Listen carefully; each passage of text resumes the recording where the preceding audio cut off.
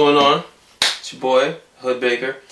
Now today, I decided to do something a little special. I don't know. Special to me, because I grew up eating this crap. I'm gonna gain so much damn weight. I just lost like 23 pounds. Can I get a round of applause? But anyways, that's neither here nor there. I don't even know what I even mentioned that. But anyways, I decided that I had this leftover coconut, and I am going to make turnovers. Now, by far, turnovers is probably the hardest thing that I had to bake so far since I started baking 3 weeks ago.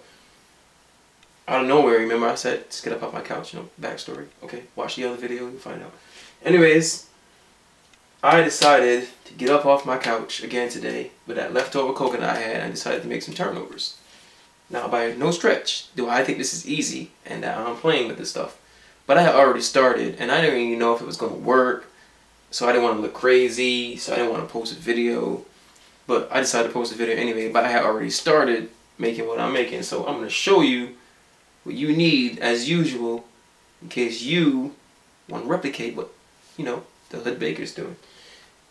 First of all, of course, you're going to know you need some of this coconut right here. You're going to need at least 2.5 cups of this coconut right here. Alright? You're going to need 1 tablespoon of salt.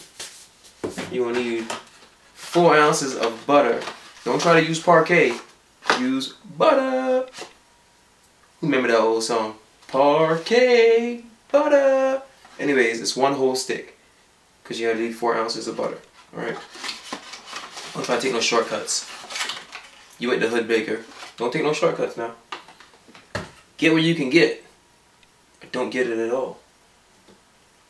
Does that make sense? Anyways, you're going to need some almond essence, but I don't have the almond essence, and I like vanilla. I got some vanilla extract. I told you, substitution. I am the Hood Baker, man. You're gonna need at least a tablespoon of that. You're gonna need a tablespoon of a quarter tablespoon of ground. Is it a quarter tablespoon? A tablespoon. A quarter tablespoon. A quarter tablespoon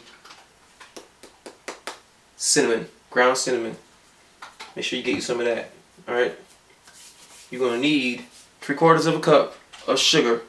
I don't need to show you what sugar look like, right? I don't think I need to show you what sugar look like, because I think you already know what sugar look like. You can use white sugar for this one. You can use brown sugar, but white sugar works just as good, just as well for this one. It don't really matter which sugar you use. You're going to need 2.5 cups. 2.5 cups of flour. I'm making 12 turnovers. Just small little round ones. I don't need no big, huge batch of turnovers. I'm not trying to sell the shits. You know what I mean? I might let somebody taste it, but if I ain't feeling greedy at the moment. Anyways, along with that, you're going to need a cup of warm milk.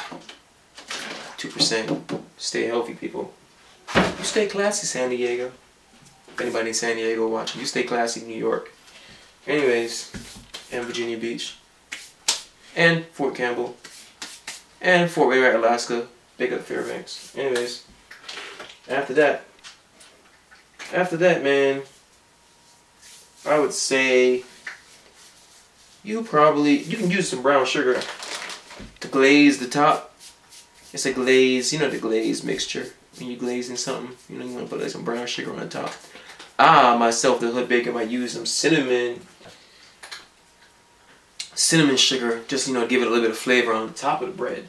You know, on top of the bread part of the turnover. You know what I mean? But other than that, you know, once you finish mixing stuff together, you should need to, when you mix it together, you need to make sure that you make sure you get the stuff together all good. You know what I mean? I have a mixer over here, so I'm mixing my stuff right now. You know, I don't have no mixer, so I'm gonna have to get my hands dirty. So I'm getting my hands dirty. You know what I mean? I don't think you need to watch me mix this. It's already halfway done already. So when it's done mixing, we're gonna get back to the method. This is right here is the, of course, this is the outside part. This is the dough. And once you finish mixing your dough, You know, when you add the yeast and the warm milk and all that other kind of stuff, you know, you mix it through thoroughly, right? And then once you finish mixing it through thoroughly, you want to make sure that you set it down. You're going to have to set this down for about an hour, you know, and cover it up in a bowl with a cover on it to let it rise, you know what I'm saying? But before you do that, you got to make sure you beat it up pretty good. You flatten it out.